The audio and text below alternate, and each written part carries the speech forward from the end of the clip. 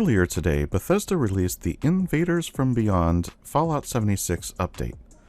With that update comes many changes for the game. A link to the patch notes are in the description below. For now, let's discuss what changes were made. Starting with the new seasonal event, we find out that mysterious beings from space have arrived and they are planning to steal our brain waves to complete their research. Every hour on the hour until March 15th, the alien mothership will appear above one of 6 locations in Appalachia to deploy the brainwave siphons. When the event begins, we are tasked with destroying those siphons, which will be guarded by many aliens. The siphons are protected by a force field which is controlled by an alien commander. He must be killed before the siphon can be damaged. If you manage to complete the event by destroying the siphons, you will be rewarded with loot, XP, and have a chance to earn new plans. Those new plans will allow you to build alien weapons and camp objects. The 6 locations this event will spawn are Dire Chemical, Garahan Mining Headquarters, Monongah, Wavy Willard's Water Park, Sparse Sundew Grove, and the Charleston Capitol Building. Included with the seasonal event are new random encounters, and we will also see alien invaders at a few other events on the map as well. Those events are Campfire Tales, Free Range, and Line in the Sand. Season 8 is also included in this update. Aside from the rewards, which I covered in a previous episode, which you can watch here, there are going to be new radio plays added to Pirate Radio. I look forward to listening to these new additions, as they are always very interesting. Fallout Worlds gets some improvements too.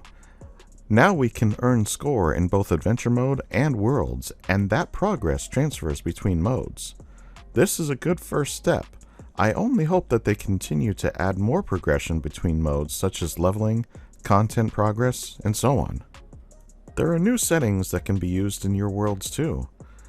Those new settings include the ability to manipulate carry weight, enemies can explode into confetti piles, perk effects can be turned on or off, VATs can be turned on or off.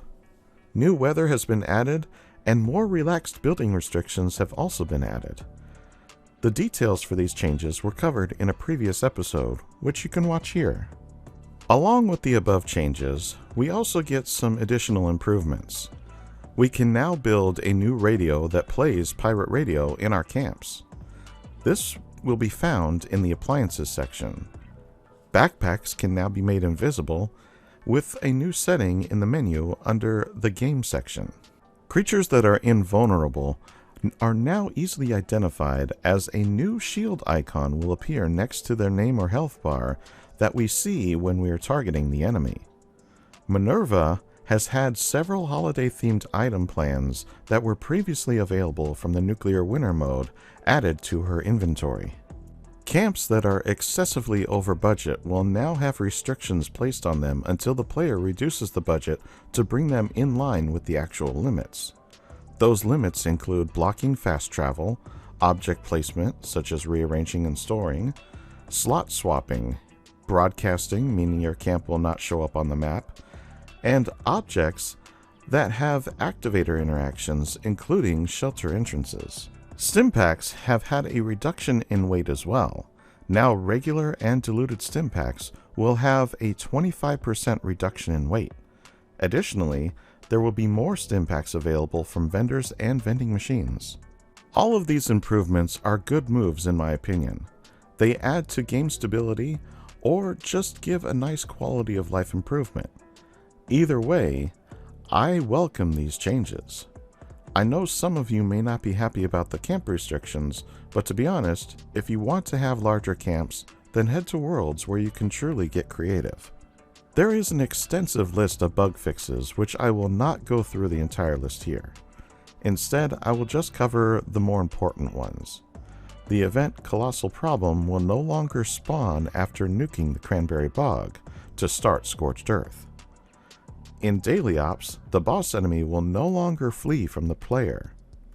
Elemental resistances have been adjusted to be in line with the physical damage calculations. The Plague Walker mutation now correctly deals damage.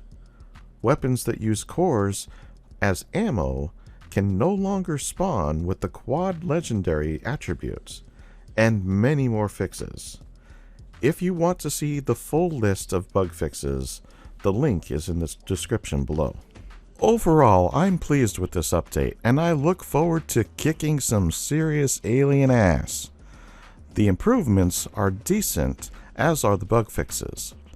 I do wish there was more than just a seasonal event though. I would love to see a continued presence by the aliens as random encounters after the event. However, I don't believe this is going to happen. At any rate, it is new content to explore, so I am happy with it. If you found this episode enjoyable, give it a like, subscribe if you still haven't, and share this with your friends. Let me know what you think about the update in the comments below.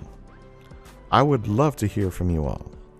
As always though, I am just glad you stopped by, and I'll see you in the next one.